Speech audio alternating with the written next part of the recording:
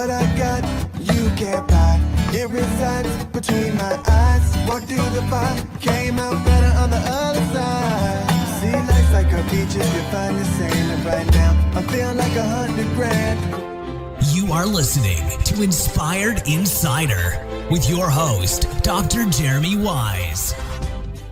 Dr. Jeremy Weiss here, founder of InspiredInsider.com, where I talk with inspirational entrepreneurs and leaders. Today is no different. I have Cory York of Webware. You can check him out at webware.ai. And Cory, before I formally introduce you, I always like to point out other episodes that people should check out of the podcast. This is kind of, kind of mix agency and SaaS. You know, it's kind of the SaaS series. Some of the SaaS interviews that were good. The co-founder of Zapier, Wade Foster, talked about building up Zapier. That was a good one. Pipedrive, one of the co-founders of Pipedrive. That was a crazy story of how he talked about his moving to the US from Estonia, getting married. He also was going through some treatments for brain cancer at the time. So it was kind of a lot of topics covered there. And then on the agency side, Kevin Herrigan of Spinia Tech, he had an agency since 1995, Cory. So it was really interesting to hear the landscape of business, the internet, and agencies throughout the couple decades. So that was an interesting one as well. Check out more on InspiredInsider.com. This episode is brought to you by Rise25. Rise25, we help businesses give to and connect to their dream relationships and partnerships. How do we do that? We do that by helping you run your podcast. We're an easy button for a company to launch and run a podcast. We do the strategy, the accountability, and the execution. Cory, we're kind of like the magic elves that run in the background to make it look easy for the host so they can develop amazing relationships and make great content.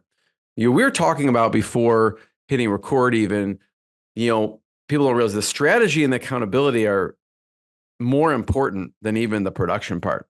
But for me, the number one thing in my life is relationships. I'm always looking at ways to give to my best relationships. And I found no better way over the past decade to profile the people and companies I most admire and share with the world what they're working on. So if you've thought about podcasting, you should. If you have questions, go to rise25.com or email us at support@rise25.com. I'm excited to introduce Cory York. He's CEO of Webware, which is a digital marketing and AI firm. Cory has over 20 years of experience building companies. He's actually started and grown 2 companies from zero to $14 million plus in annual revenue. He's grown teams to 350 plus during international expansion. He's secured financing from multiple companies and has raised venture capital and has had a successful exit as well.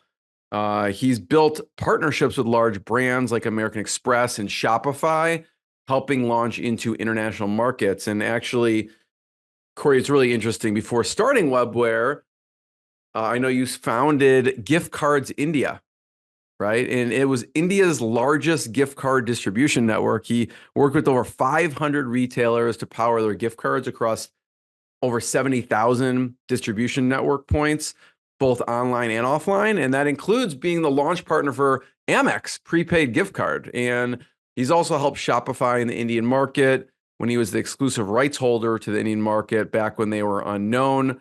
And we'll have to talk about some of your days living in India. I know you moved there in 19, and after a few years, you sold the business eventually and returned back to Canada and had the idea for Webware. I actually watched one of your pitches on YouTube. He pitched it to Extreme Venture Partners, and with their funding, he brought Webware to life. So, Cory, I'm excited to have you, and thanks for joining me. That was a great intro. That is the best intro I've ever been given. So thank you.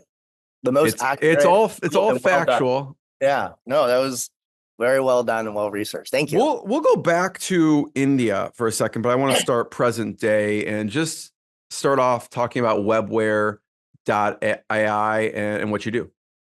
Yeah. So Webware right now, we're a digital marketing SaaS technology platform where we are autonomizing and making, doing your digital marketing now for small businesses, leveraging AI so that they can do the things that they should be doing, which is building a relationship with their customers and spending time on sales efforts or being with their family. And we kind of take all the heavy lifting off the small business owner, so they don't have to worry about the web and their digital marketing. I want to Yeah. talk about the evolution, right?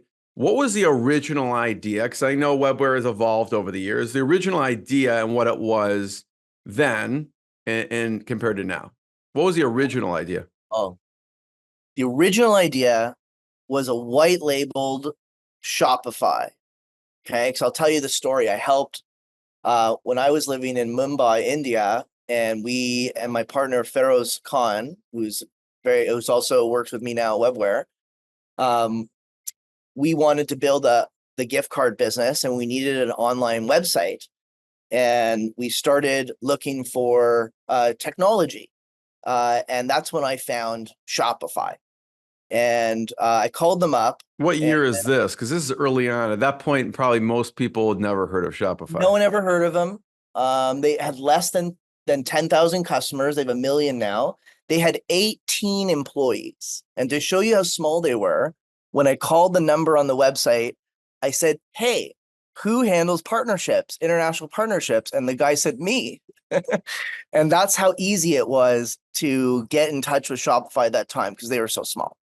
And I was in India, and I'll tell you what India wanted, because I was there selling a solution from a company called Novator that sold basically a Shopify similar company, but it would cost you 100,000 to set up, and it took a year and a football team of developers and a large room of servers, and it would be 30K a month to just keep it running without any help.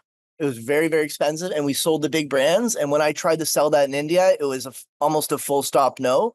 I did help the biggest department store in India go online, which was pretty much India's first online store, period. But that was a one and done, and then no one else really wanted to pay that. So when I had my own first business in India, I needed an online store, and Shopify fit like a glove because it was cheap, it was fast to get online, and cheap to maintain it. And that's what the market of India wanted.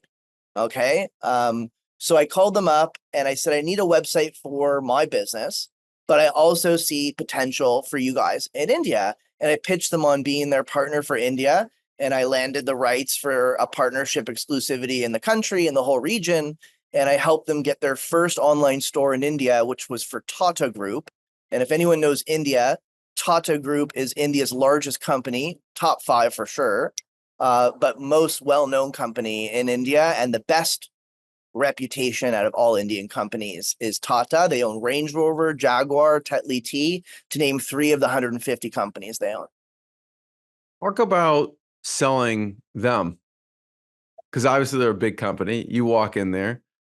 Like you said earlier, it's relationships. Okay. My first, before I talk about the company called Chroma, is the Tata Group that I took online. If we want to just talk a second about how I land big deals, it's because what you said. It's all about relationships. When I was selling, so my first job in India was door-to-door sales when I was 18 years old. That's what I did in India for my first year. And when I was doing door-to-door sales, I was selling children's books. And I met this lady named Shilpa Sharma, and she was the VP of the largest department store in India, VP of marketing. And I sold her a book for her kid. And I kept her card, and I stayed in touch. And a year and a half later, I found myself in a position to be helping a large e-commerce company that wanted to build brands' websites. I felt I got in a position where I was able to leverage a relationship there, and I connected them together, and it got me a great job because I got the lead Novator India, and I leveraged that relationship that I met from a previous sales role, right, to then get my foot in the door with a large retailer and help India launch its first online store by a brick and mortar, proper retailer. And it was all about relationships. So when it came to Tata Group, I had already by that time, through my gift card company, I had met them, and they had been part of my gift card catalog, was several Tata Group companies. How did I know the Tata Group? First off, I got to actually think a little. I think, geez, I don't even remember how exactly, but the point is, it was definitely through my network, and it was through Yeah, you building probably have relationships. thousands of retailers, so it's hard to remember one of them. Well, they're the biggest, and I did their gift cards, and I also did their online store. So if I spend another 2 minutes, I dig it up, and I'm sure it's a good story because it all is. And I'm in a CEO global networking group where we get together once a month, like 10 CEOs, and we talk about this stuff, and it's just the question was, hey, how do you land big deals? How do you land all these big deals? I've done American Express's website. I've done Tata's Chroma's website. I've done ShopperStop. I worked with Shopify, and there's other brands. I've landed a PepsiCo website, and built Gatorade's website in Canada for a short period. We have Colonel's Popcorn in Canada. I don't know if I can't remember if you're Canadian or not, but that's a 150 location retailer in Canada. It was all from relationships, right? Just networking, keeping relationships, building relationships. And that's how you get into these bigger companies. It's just work and relationships.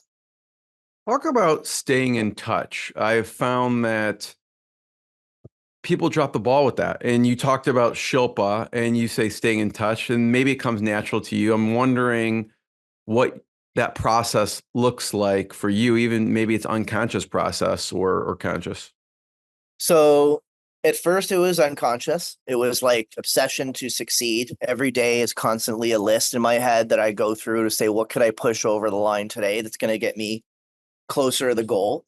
But now it's systemized, right? In fact, Webware's, it's funny we found our way here, but Webware's just launched an automations feature where basically AI will design a drip campaign for you, and then you can have it set up in the automations where it's like day one, you meet someone and you meet someone at a conference, you add them to this list in Webware, and now this drip starts. And that's not a new concept, but AI is now in the middle. So it's like, what do I drip? Right? How long does it take to set up this drip? And then someone touches the email. Can I do something about this quickly that I can close the deal? And that is essentially what I did manually over the years with my relationships. Webware's now automated that. So you can just shove someone on a list in our CRM and it'll start dripping the customer, and if I were to do it, I'd drip someone for years. I would set up like a 5-year drip. If I were to get going right, if I was in biz dev right now, starting from day one, I would set up a 5-year drip. Anytime I met someone valuable, and the drip would be in a way where it doesn't matter where they are, what they're doing. It's just stay in touch. What are you doing these days? How's it going? AI can personalize it now, right? So it feels real, and you could essentially automate what I did to get successful. But those are drip emails. You still have to go to a conference and meet people. You still have to make an impact at the moment of contact, right? That's something that's hard to train and explain. That's something you learn meeting lots of people, and you just got to put yourself in a position where you talk to like 200 people a day, like a waitress or working door to door. You put yourself in any position where you talk to 50 more people in one day, and you do that for like 6 months, you'll actually hone it where you can make an impact immediately on someone.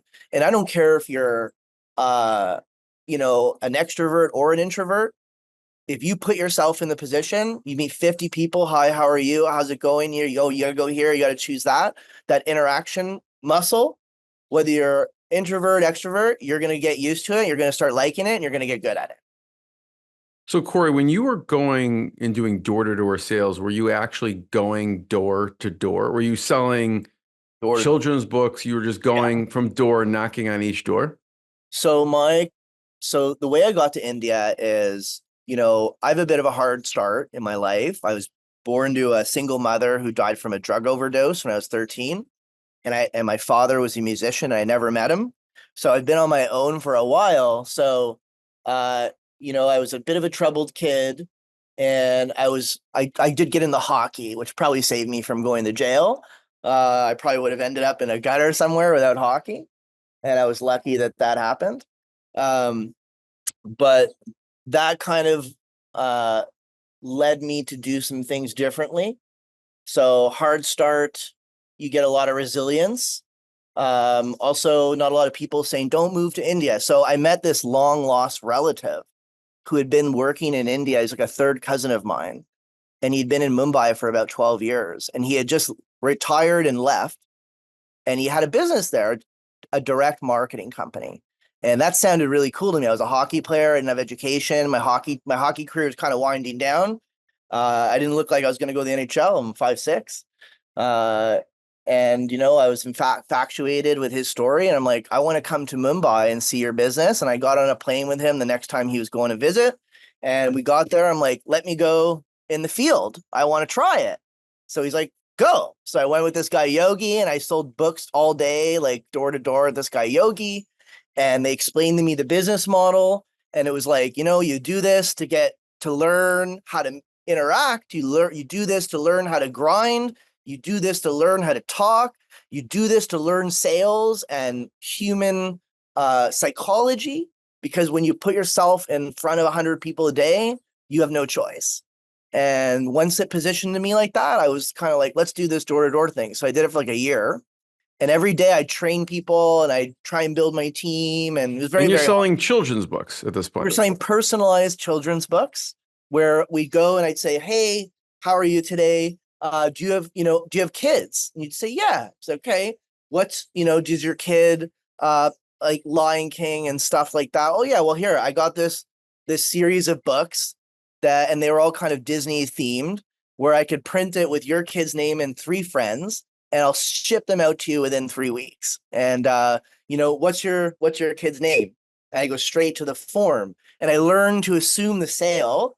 And you'd be surprised. Like people just start going, oh, it wasn't Johnny, but I'm going to say it's Johnny, but it was a much different name. I'd actually just hand the clipboard over and like, why don't you write the kid's name in here? Because it would be like, say that again, like, Right. especially as a little white kid from Toronto where I didn't know, I'd be like, Sonia, Akash, like Sonia, but it's different now. But back then it would have threw me off. That's pretty wild. First of all, Cory, I'm sorry to hear about your mom. And I was wondering how you made it to India. So that it's kind of a crazy, windy road. What was like a close rate? Like if you knocked on 100 doors, so I would do 100 doors and sell 12 books. Well, okay. And what was really cool is the person who brought me, his name was Coleman. He would teach me that as long as you do the number, like, the average is 100. If you do 100 a day, you'll sell 12 and you set the pace on your product. And then he would say, okay, now anytime you do 100 doors and you don't sell and you don't hit the number of 12, how to analyze what happened. And it was very simple. It was, did you not do the 100 doors or did you lose your attitude doing it? It was either or. It wasn't complicated. And I would say 90% of the time when he asked me that question, if I didn't hit 12, he was right. I lost my attitude and I went and sat in a donut shop. It's, I can see that, right? It's discouraging to get 80 no's and to keep up with the same enthusiasm. It's very, very hard. But once you do it, everything is easy afterwards. There's just nothing can be hard anymore, because you've done the hardest. And I have 3 children now. I can't believe it. I have three daughters, 2 months, 3 years, and 5 years. And my requirements for them are not like go to university. It's do door to door for a year, and I don't care what you do. As long as you do that. It builds thick skin for sure. So I could see, Cory, how in the beginning your idea was, okay, I want to take this Shopify. Was it to small businesses? Yep. Mom and pop Indian companies in Mumbai, essentially. And then how has Webware evolved from that initial idea and start?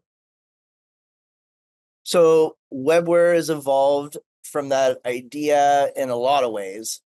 In the beginning, I was finishing my Shopify partnership because I wanted to do my own business. Being a reseller of someone is not owning your business. And I was Because Shopify. you toyed with that. You're like, well, I could just use Shopify as a back end and resell it, I'll but tell you then the you story. don't have control. Okay, go I'll on. tell you the story, actually. I sold to this huge company in India called Aditya Birla Group, and they're just massive. And I got them at a good price. And we built the site on Shopify. And then it came day to like train them on how to use it. And I think it was like $5,000 a month, let's call it. For me at 21, it was massive, like, whoa, you know? And then I went to train them and show them everything. And they saw the word Shopify in the back end. And the guy like went to the computer and he looked up Shopify and he spun the computer around going, it's $50 a month, Cory. I'm like, well, but it's me. I got to do, she put me on my back foot right away. And I went back to that night and I messaged Harley at Finkelstein and I said, can you remove the logo? Like, can I get rid of the logo? Because I'm going to lose I'm going to lose $4,500 over this logo.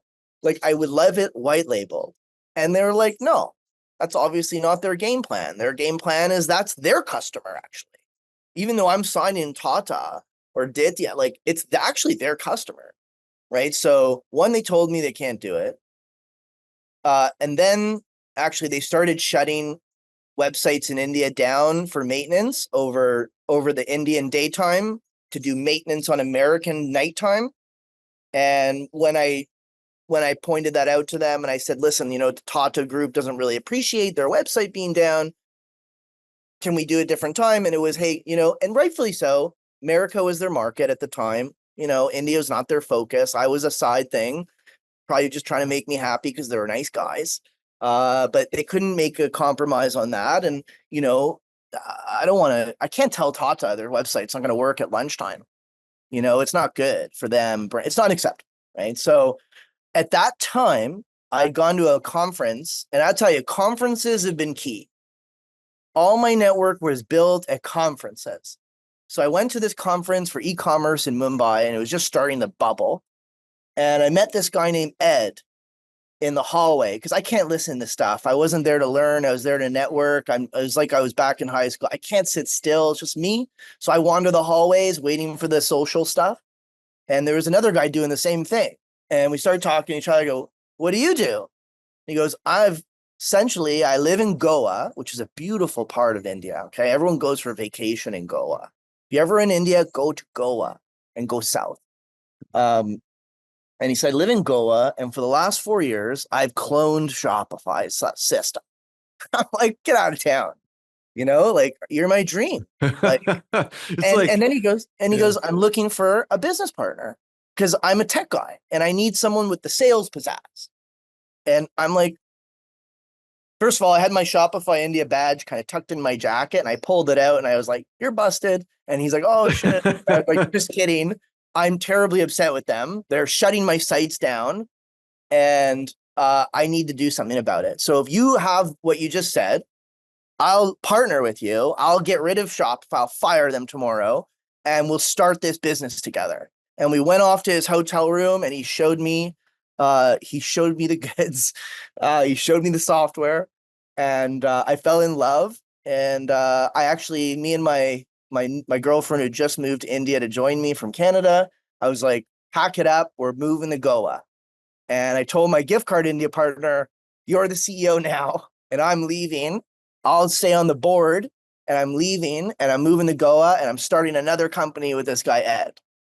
And I don't know how my partner at that time supported me, but he did. And that's what happened. I moved to Goa and we started this company together. It was called Power Stores.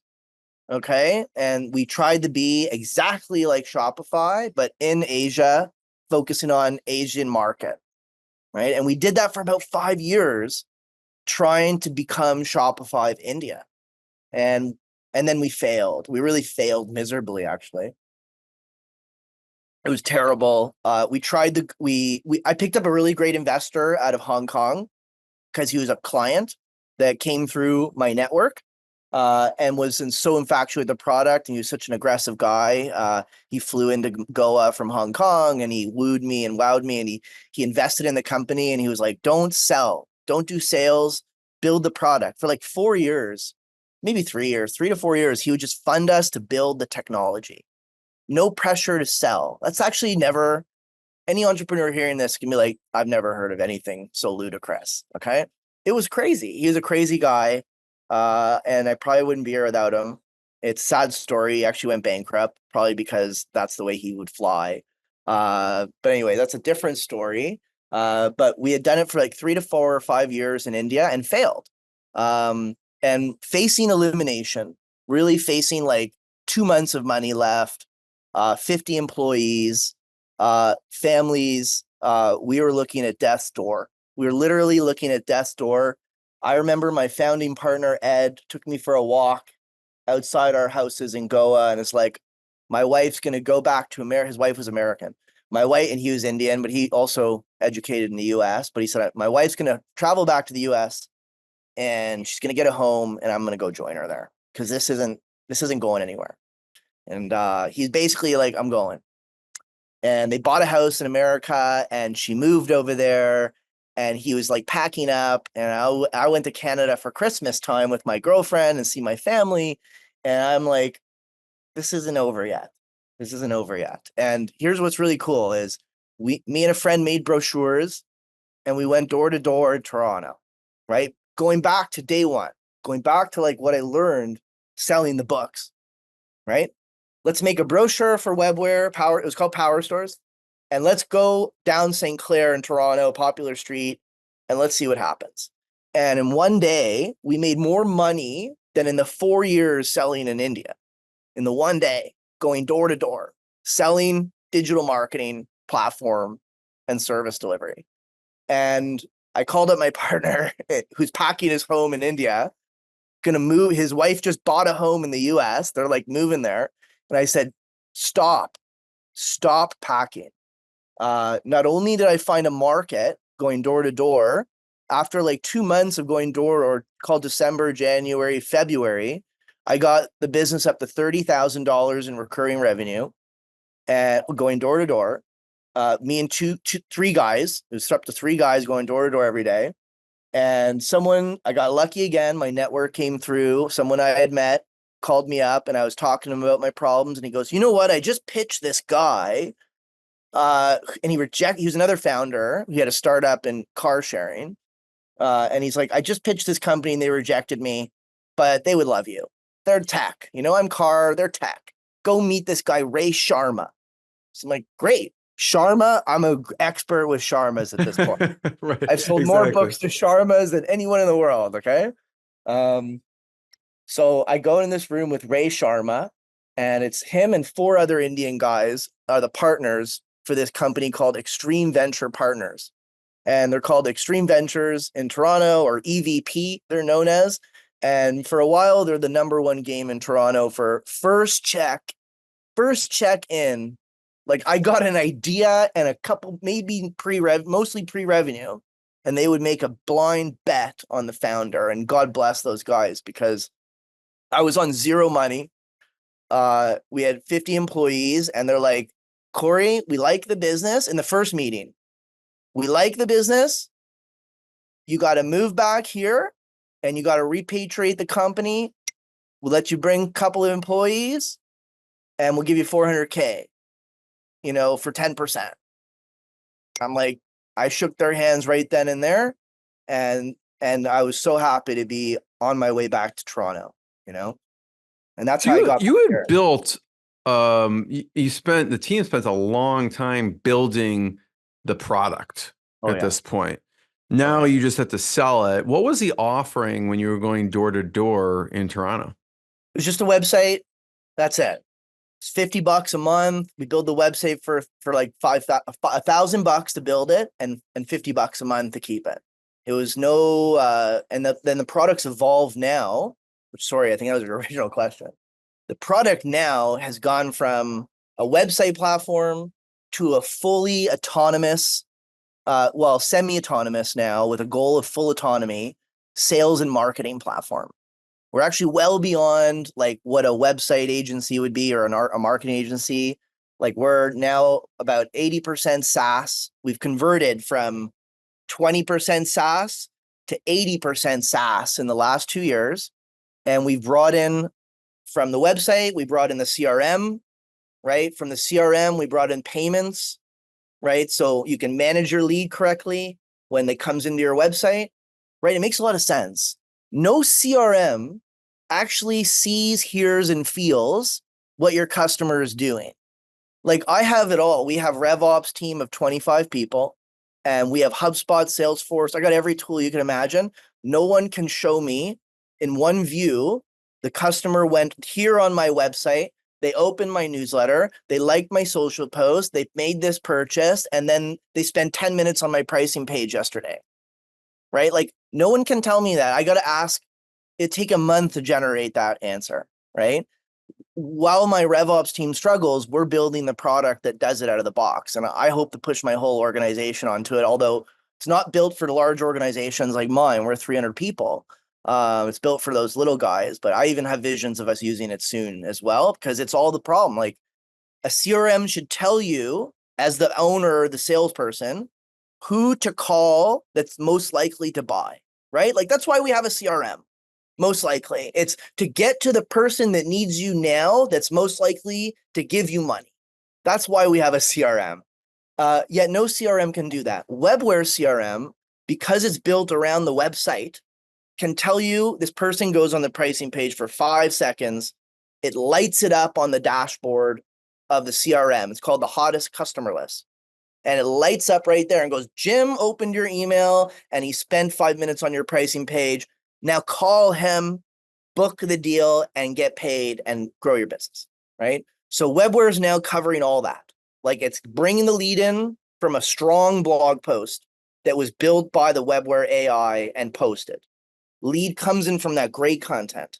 Your CRM now tells you, here's a lead, right? From the CRM, you can email them now. So we have an email engine.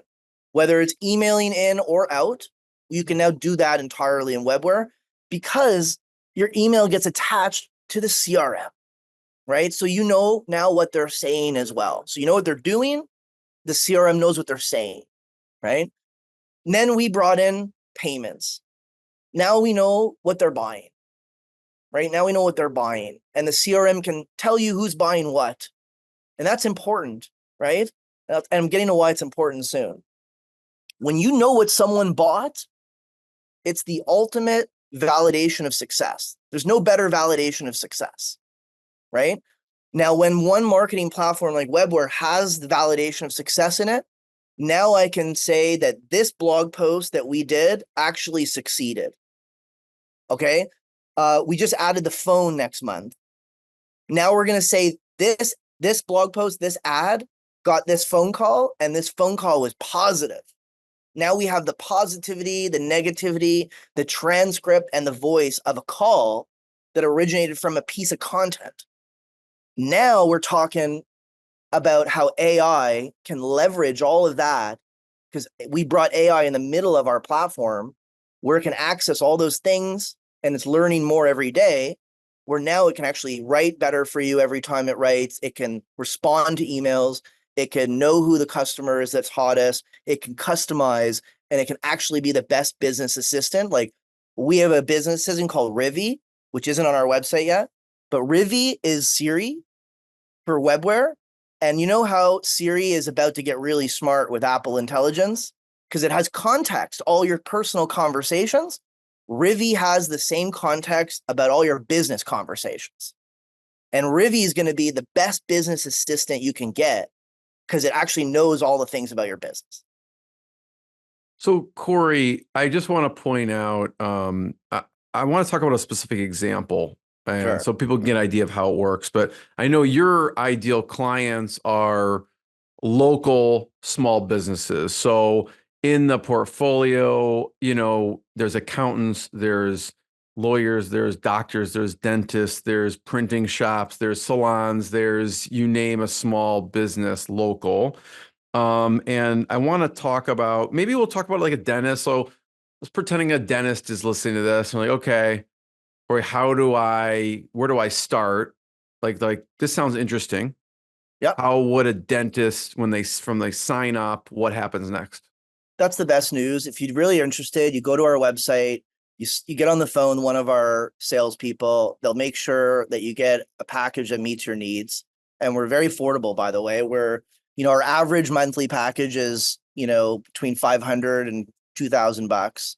So it's super affordable, where you get all these tools that probably replace thousands of dollars. If you're downgrading from a HubSpot, you could save yourself thousands and thousands of dollars. But we'll onboard you and we set the tool up for you. Okay. We know that our types of owners, we don't like startups. We don't like startups. You can still come over and try, but we prefer a business owner that knows they shouldn't do it themselves. So we offer a full setup for you service in the beginning for a very cheap price. You get the whole thing set up, the website set up, the automation set up, your drip marketing campaigns are created, written, and set up. The AI gets trained for you on all your information. It's a very easy setup.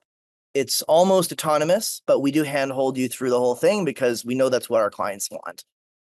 Yeah. And talk about again, you experienced you had a white label experience. We'll call it quote unquote white label experience with Shopify. But you also have a white label option. If an agency's listening and is like, listen, this sounds great. How can I use this and just sell it and do the rest? How does the white label program work?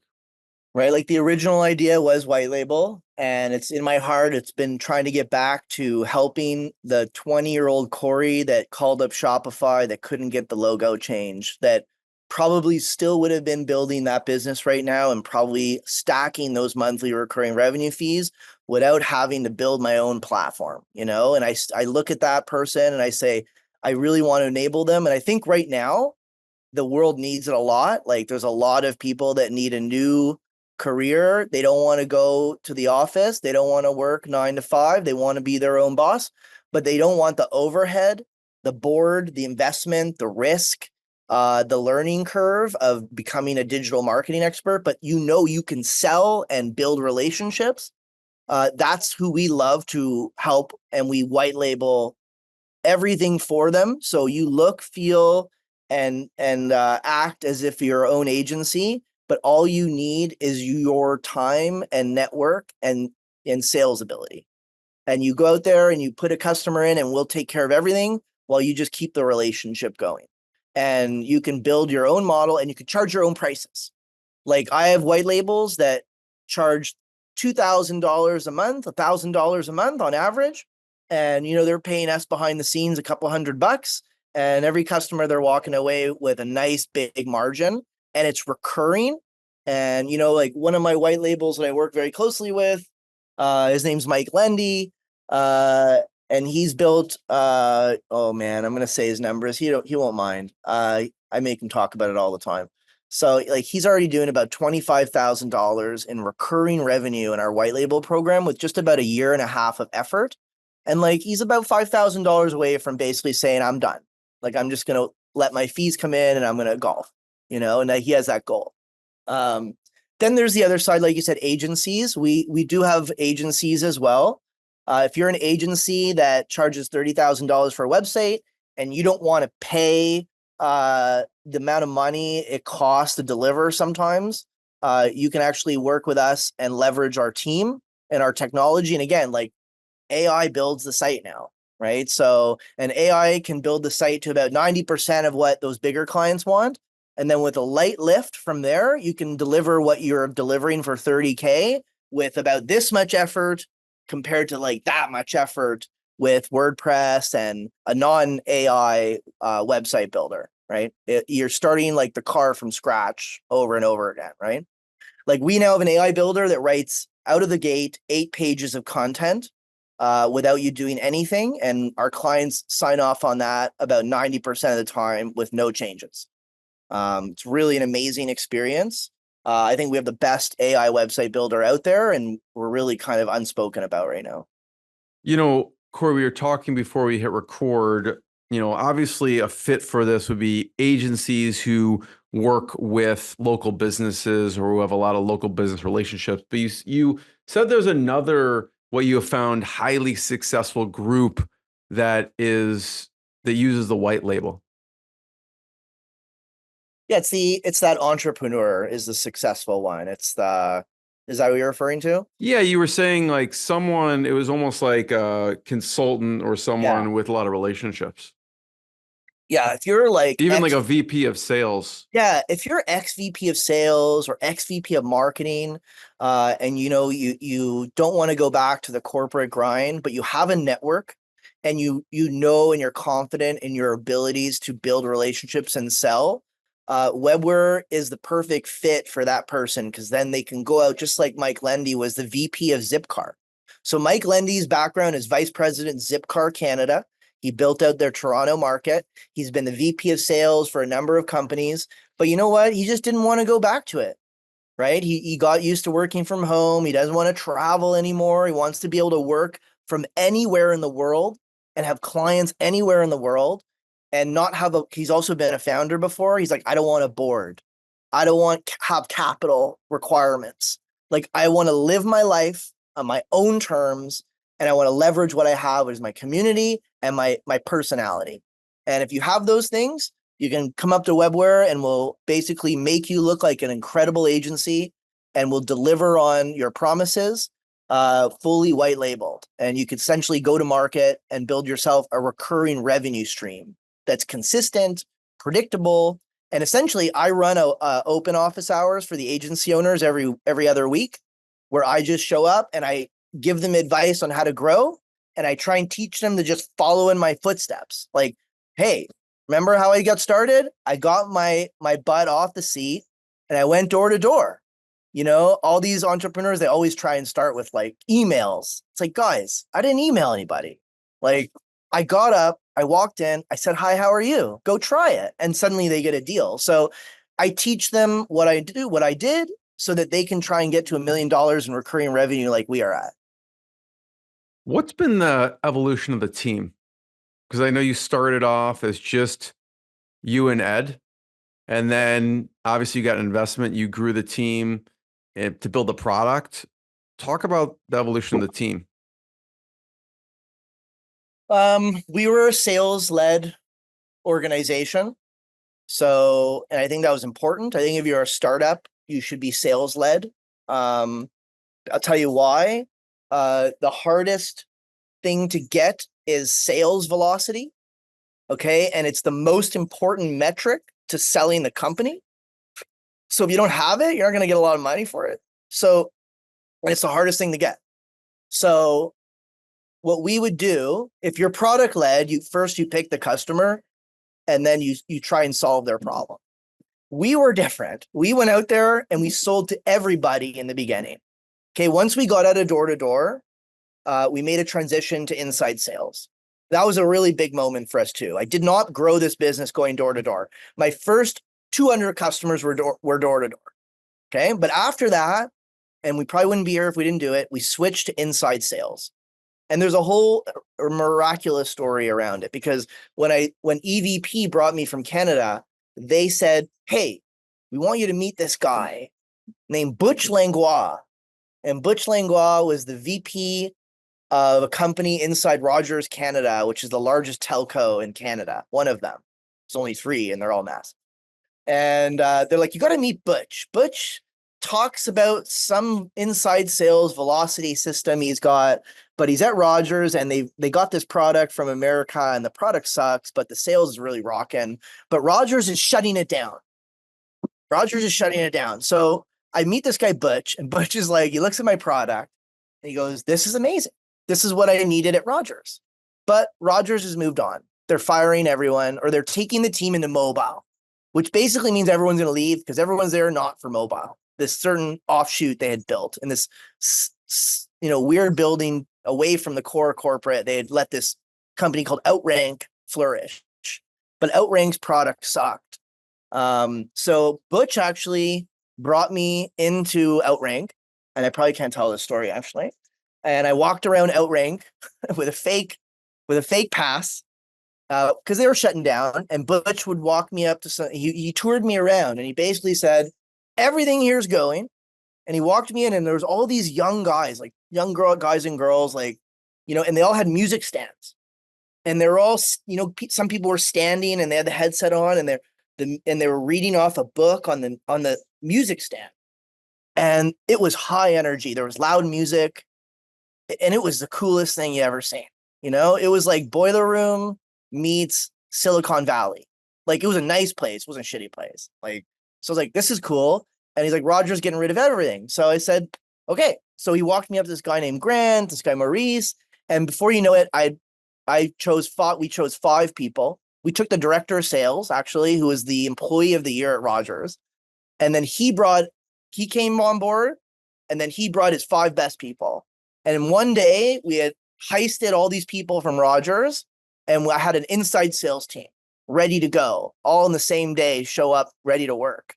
And we created this script, and we hit the phones like 2 days later, and we haven't looked back. We made sales on the first day on the phones, and it blew my mind because door to door is incredible, and it's a game of numbers, right? How many doors can you do while keeping your attitude? And the biggest problem with attitude is you never know when your sales rep's sitting in a donut shop anywhere. It's not like you track them with a chip. But if you're on the phones in front of you, you can keep the environment super happy. So you can pump in happy gas and music and food and distraction and games and giveaways so that everyone's thrilled every day, and they can even do more volume on the phone. So these guys would do 150, 200 dials a day and be happy. And that really worked. Okay, that worked. We never looked back, and we've built now from 0 to about 14 million in revenues. And over time, if I look at my Stripe account, it would say probably 60 million, 70 million, all generated from cold calling. That's wild. It's wild. It is the coolest thing. And we have deals in one call. We have one call closes, and I would never believe it until I saw it in front of me over and over again. I would never believe it. Come on, how do you get a $6,000 contract signed in one call? But we do it, and it's powerful. What about from the back end team?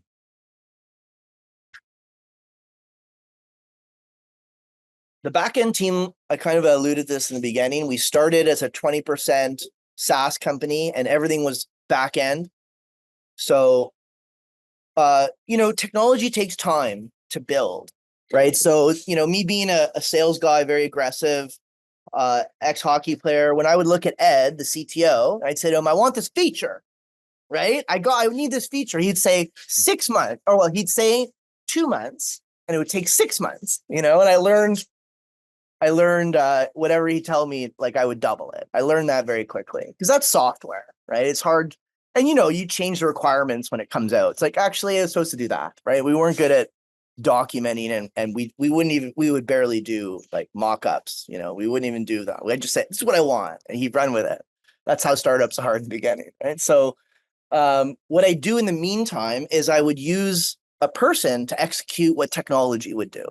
So we would build a system where, now blogging's a button. Okay, now blogging's a button. But before, I had the blog for 4,000 clients every month. So every agency I meet out there goes, sorry, you blog for 4,000 clients a month? And we've been doing this 8 years before AI, maybe not 4,000 a month, but thousands a month before AI. How do you do that? We were doing it with people in India, right? We would have the blog written overnight. It's funny enough, my wife built the original blog team, and the blog request would automatically, the client would get an email saying, what topic do you want? And they would choose the topic, and then a form link would show up saying, answer these 6 questions. And then those 6 questions would go to the writing team, and they would write the initial draft, and it would go over to my wife for review. She would approve it, and then it would go back to the customer on the website, right? And that's what we did with back-end people for years. And we had built up a team of 400 people. About a year and a half ago, we hit 400, and 80% of those were in India. It's 300 in India, 100 in Toronto. So we are hugely loaded in India because I was impatient to build technology.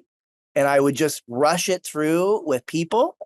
And, in India, I'd leverage, could be $5 an hour is your average hourly rate to run a team like that in India. So I could run those processes, and I leverage the back office to just get things done now while engineering catches up on the software. And I would say now we've finally caught up, right? Now we're 80% automation. And one by one, we've gone through all the people-based processes and built in automation, AI, and that stuff, workflow. So, Cory, from that standpoint, because you spent a lot of time and energy from the company early on with developers and software engineers, does it require less now from like a maintenance perspective? Want to elaborate a little on that? I didn't get it. Yeah, when you originally had that investment from the person and you really built a team of 50 people and you were building out the product, does it now require less kind of people power from like a software development standpoint? More. Actually, it's now, the more people you add, the harder it gets to do things. So it's actually become more painful versus then to build stuff because you need more input. There's more variables. There's more things being affected. So I'd say it's become more challenging. And then, the roadmap is something that always is fluctuating with, digital marketing is a moving target, like SEO algorithms were just updated. Okay. I got 4,000 clients that are following a certain SEO strategy. Now, how do I get those 4,000 clients back on the right SEO strategy, et cetera? Corey, I have one last question. Before I ask it, I just want to thank you for sharing your journey. It's been a crazy road, and I want to encourage people to check out webware.ai to learn more. And I know that your journey has come with a lot of important people, colleagues and mentors. You mentioned Butch and several others. Who are some of your mentors in the business world that have given you good advice and helped you along the way? Great question. Before I tell you that, I got a lot to say on this topic. I'll make it short, but because I work with 4,000 business owners and I run the community, I hear their challenges, and I'll tell you, I feel very deeply about this. I think there's a wave of bad decisions being made over the last few years because of the lack of diligence in selecting their mentor and someone to listen to. I've seen people on Instagram go from comedy to finance advice and people listen. I'm not even joking. So and then people jump into it and they don't ask the backstory. What's the backstory? How did the person get there? And is this person in the place I want to go? And did they get there on the path I have to take? Right? We all listen to these big celebrity almost mentors. Some of these kids always run off to go see them. Some of my sales agents, I'll go off to see who's the guy? Whoever, I can't remember his name, but if you look at his name and what he did, he's handed millions of dollars by his dad. And I look at the sales rep, I'm like, hey, you guys love what he says and his advice. You guys eat it up, but you guys are climbing the same mountain. You want to be a real estate mogul, but to get up that mountain, you got snowshoes on, and that guy took a helicopter. Right? How do you take advice from the guy? He's like, yeah, you just do it. Guys, you got to work and you'll get here. Come on. Did your dad hand you a small amount of money, $2 million, So I find a lot of people taking the wrong advice from the wrong person. So I chose my mentors very carefully, and I've had several along the way. And what I find is important is you got to pick the mentor that's sitting in the spot you want to be in next. And they got there with the same equipment that you're available, right? They did it in snowshoes. You gotta find the guy that, if you have snowshoes, you gotta find the guy that did it in snowshoes. And if you find that guy, he actually will tell you exactly how to get up the map. He'll be so excited to tell you because you came searching for him. You just got to find him. They're not all famous and they're mostly unbothered by people. And if you call them up, they'll probably love to give you time and advice. But if you find the right person that actually took that route, you can cheat code your way up that mountain really fast. They're going to be like, here's a shortcut. And there's another shortcut when you get there. And if you keep a good relationship with them and you use them as a mentor along that way, they can help you save years of pain. But what's also important is to recognize when you've run out of room with their experience. Okay, that's happened to me because you're moving up, right? So once you got to pick someone also that's at that next stage. You can't pick the billionaire. You got to pick, if you're a student or a director of marketing or a director of sales or someone like director or lower, but your goals are to become a VP, you got to pick the VP and then mimic him and learn from him. But once you become a VP, you got to go find that guy who's the CRO. Right? If you want to become a CRO, you got to now shift your mentor to CRO, because what does the VP know about becoming a CRO? He didn't do it. So a lot of people will keep the same mentor, where I have adjusted my mentors along the way. So in the beginning, my mentor was a second cousin of mine because he was a good, his dad liked him. And then I achieved that. And then I met this guy, Michael, and he had become a VP of sales and he owned his own business and I mimicked him. And then I met Coleman in India and I was like, wow, how did this guy get to that level? Okay, he had this attitude and effort thing. So I copied him. But then when I hit his level, I had to pick the next person. So it's important you change. Like my latest mentor was a guy named Dan Martell. Okay. Dan Martell is amazing.